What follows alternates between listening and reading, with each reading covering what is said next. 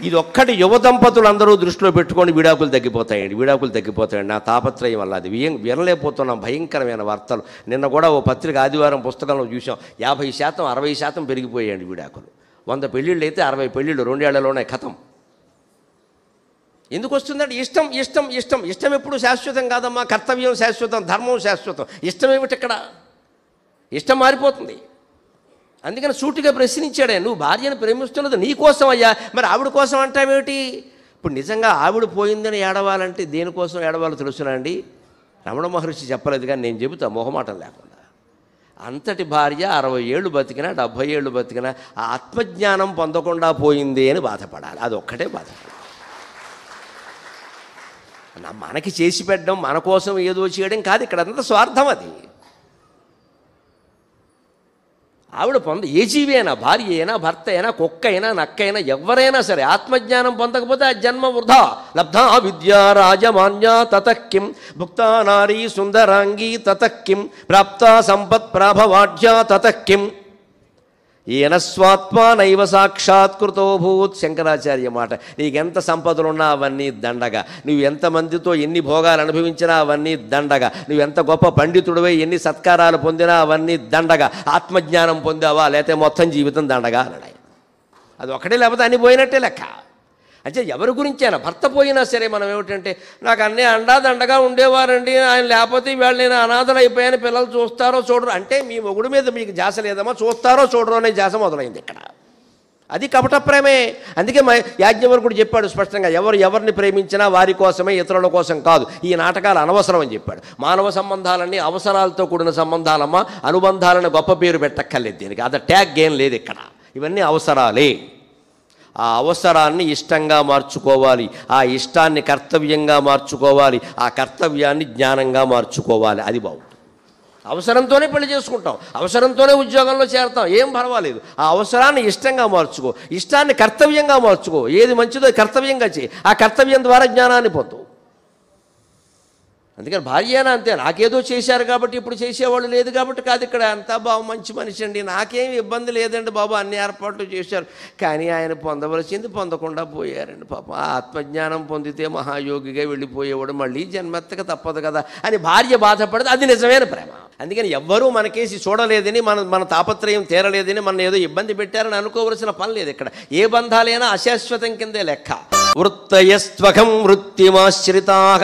ఈ బంధాలన్నీ దేని మీద ఆధారపడ్డాయో ఒక్కసారి ఆలోచించవయ్యా అంటున్నారు ఉపదేశసారంలో. ఉపదేశసారంలో విశేషం ఏమిటంటే, సంస్కృతంలో, తమిళంలో, తెలుగులో, మలయాళంలో 4 భాషల్లో రమణ మహర్షి స్వయంగా రచించారు దాన్ని. 4 భాషల్లో కూడా. ఆ పుస్తకంలోనే ఉంది ఆ విషయం. తెలుగు కూడా ఆయనకు వచ్చును బాగా. ఆ వచ్చిన తెలుగులోనే శుభ్రంగా రాశాడు. చాలా బాగుంది అక్కడ. మహాకవులు రాసే తెలుగులాగే ఉంది అది. మలయాళంలోనూ రాశాడు. సరే, తమిళం ఎలాగో ఆయన మాతృభాష, సంస్కృతం ఎలాగో ఆయన పండితుడు కాబట్టి పుట్టుకతోనే పండితుడు, అటువంటి వాడికి రాకుండా ఉండదు. అందుకని సంస్కృతంలో రాశాడు. తెలుగు అనువాదాలు ఉన్నాయి. వృత్తయస్త్వకం వృత్తిమాశ్రితాః వృత్తయో మనోవిద్యకం మనక అంటారు ఒక శ్లోకంలో. లోపల అనేక ఆలోచనలు వస్తున్నాయి, ఆపలేకపోతున్నాం అంటారు కదా. ఈ ఆలోచనలన్నీ ఎక్కడ దేని మీద ఆధారపడ్డాయో ఆలోచించండి. మనకు వచ్చే అన్ని రకాల ఆలోచనలు కూడా వృత్తయస్తు అహం వృత్తిం ఆశ్రితాః, నేను అనేటువంటి ఆలోచన మీద ఆధారపడ్డాయి. వృత్తి అంటే ఇక్కడ ఆలోచన. అన్ని ఆలోచనలు కూడా నేను అనే ఆలోచన మీద ఆధారపడ్డాయి. నేను అనే ఆలోచన లేకపోతే నాది అనే ఆలోచన లేదు. నేను అనే ఆలోచన లేకపోతే ఈ శరీరం నాది అనే ఆలోచన లేదు. ఈ శరీరం నాది అనే ఆలోచన లేకపోతే శారీరక బంధాలన్నీ నావి అనే ఆలోచన కూడా లేదు. అంటే అన్ని ఆలోచనలకి మూలం నేను. వృత్తయస్తు అహం వృత్తిం ఆశ్రిత. అందుకని ఏం చేయాలి? వృత్తయో మనో విద్ధి అహం మనక. ఆ మనస్సు ఎవరో ఆలోచించు. అహం మనహ, నేనే ఆ మనస్సు.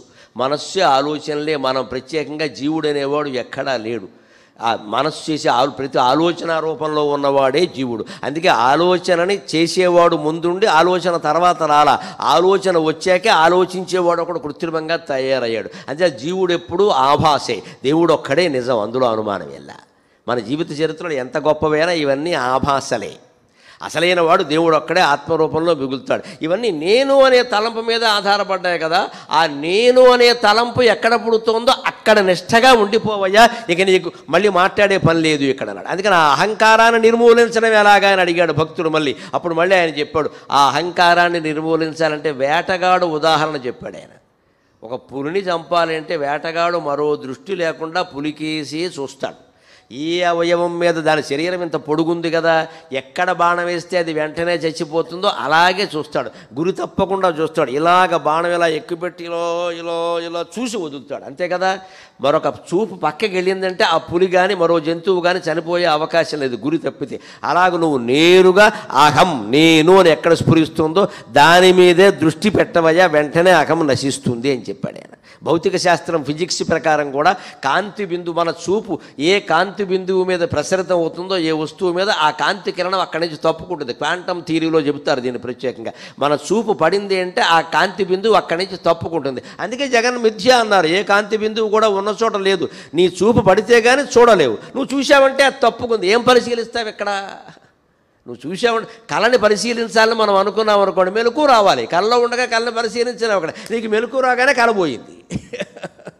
మెలకు రాకుండా కళలోనే ఉంటే పరిశీలించడం కుదరదు. పరిశీలించడం మొదలుపెట్టామంటే కళ పోయింది.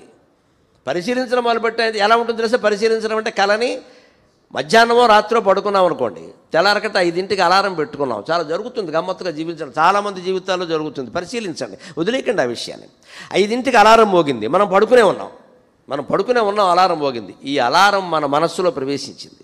అలవాటు పడ్డాం కదా లేవడానికి, కానీ లేవలా, పూర్తి మెలకు రాలా. మగత అంటారు దాన్ని, మత్తు కాదు, మగత అంటారు. మగతలో ఉన్న ఇంకా ఈ అలారం ప్రవేశించి ఏం జరుగుతుందో తెలుసా? అక్కడికి ఒక కళ నడుస్తూ ఉంటుందండి. అక్కడ మనం ఎక్కడో హోటల్ రూమ్లో పడుకున్నట్టు, అక్కడ అలారం మోగినట్టు, ఎవరో వచ్చి మన లేపినట్టు అనిపించి మెలకు వస్తుంది. మోగింది ఇక్కడ అలారం పక్కన ఉన్నది, నువ్వు హోటల్ రూమ్లో ఉన్నట్టుగా నీకు కళ వచ్చింది. ఈ అలారం అక్కడ మోగింది అంటే సరిగ్గా ఈ ఎలలో జరిగిన విషయం కళలో ప్రతిఫలిస్తుందా లేదా? అందుకనే ఎలలో జరిగే ప్రతి విషయం కూడా కళలాగే ప్రతిఫలిస్తుంది. దీన్ని కళగా భావించు అన్నారు వెంటనే. ఇది స్వప్నం, ఇది కళ అనుకుంటే తప్ప అది ప్రతిఫలించదు, జరిగేది పని లేదండి అక్కడ. అందుకని అహంభావాన్ని పరిశీలించాలంటే ఏం చేయాలయ్యా? తరువెత్తువాహిని అహంభావంబు వెన్నాడుచున్ పరిశీలింపుము దాని మూలమును తన్మార్గంబు చైతన్య సాగర గర్భంబున లీనమౌను అటుపైన్ కన్పింపదశ్చిత్వము ఆ పరిణామం అనివార్యము ఆ క్రమమే అద్వైత స్థితిని చేర్చడిన్. లోపలికి చూపు పెట్టి నేను అనేది ఎక్కడ స్ఫురిస్తుందో దాని మీద దృష్టి పెడితే ఆలోచనలన్నీ ఆగిపోతాయి. అందులోనే ఉండిపోగలిగితే దాన్ని మించిన తపస్సు లేదు.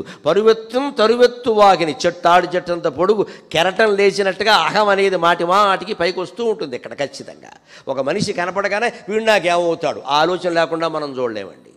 ఒక పిట్ట కనపడగానే ఎంత అందంగా ఉందో ఇది కూడా ఆలోచనే.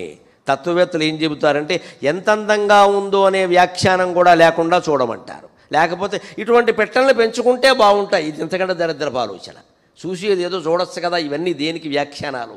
ఈ వ్యాఖ్యానాలతో ఏమవుతుందో తెలుసా? మీరు గమనించండి. ఒక అందమైన దృశ్యాన్ని మీరు చూసినప్పుడు వ్యాఖ్యానం చేయకుండా తదేకంగా చూస్తే ఒక నెమలి అందాన్ని పరిపూర్ణంగా చూడగలుగుతారు. మీకు రమణాశ్రమం నిండా నెమళ్ళు స్వేచ్ఛగా విహరిస్తాయి. నెమలి కనిపించినప్పుడు వ్యాఖ్యానం చేయకండి. బాగుందనద్దు, బాగులేదనద్దు, ఫోటో తీయొద్దు, ఏమొద్దు, అలాగే చూడండి. అది కదలకుండా కూడా ఉంటుంది మనం అలాగే చూస్తే. మనం కాస్త అడావుడు చేసామనుకో అది పారిపోతుంది.